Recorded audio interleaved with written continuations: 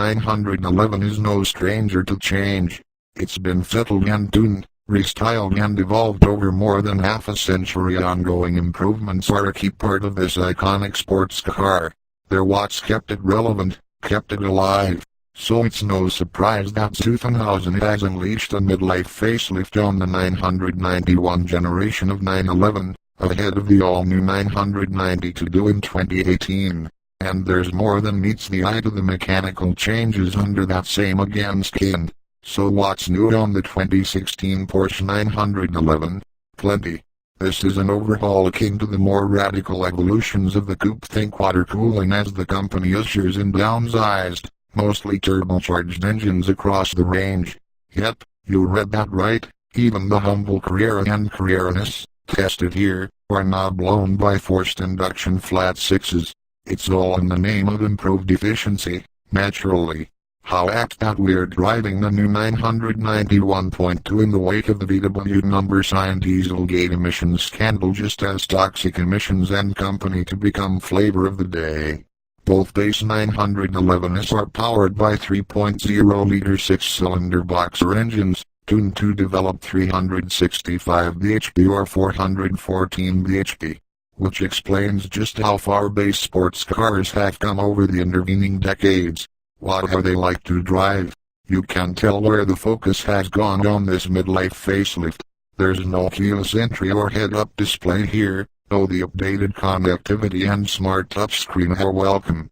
The attention is all on dynamics. So there's Porsche's four-wheel steer system made available more widely, and we're testing a Carrera S equipped with brash 20M wheels, 245/35 front tires and 305/30 Pirelli P0s at the back, and optional carbon ceramic brakes, epically powerful, grungy when cold. We're also testing the double-clutch PDK transmission, fast becoming the de facto choice for many 911 owners.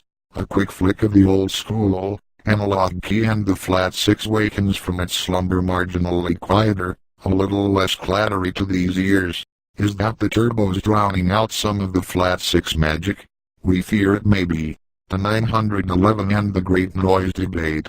Even at idle, the new Carrera S sounds more subdued, and there's a nagging feeling that it's a backward step. Does it still thrill when you're on it?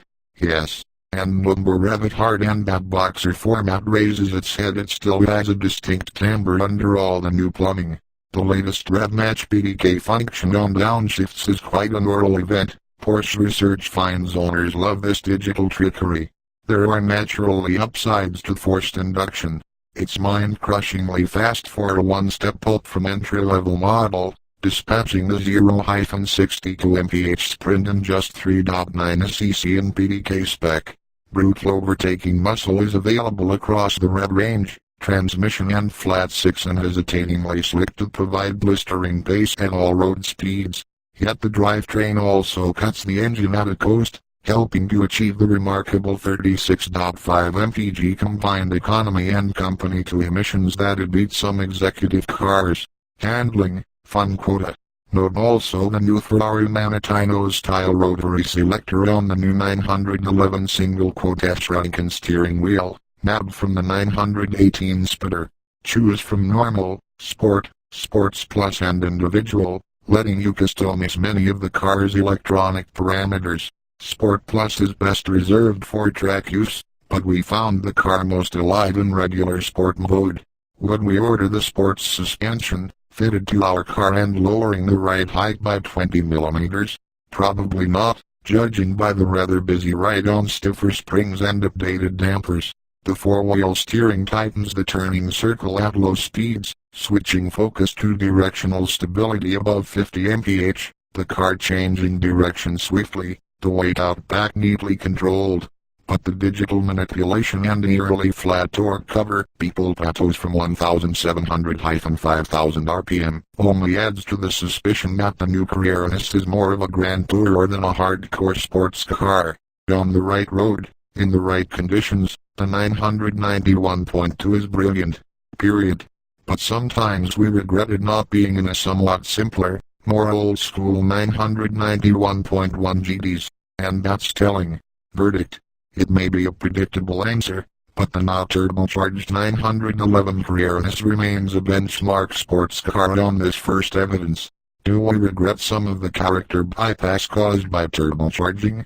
For sure.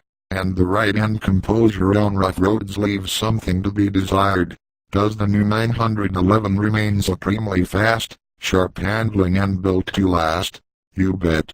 As Ferrari's discovered, some magic is sacrificed at the altar of eco turbocharging, but it's the new world order and Porsche must adapt.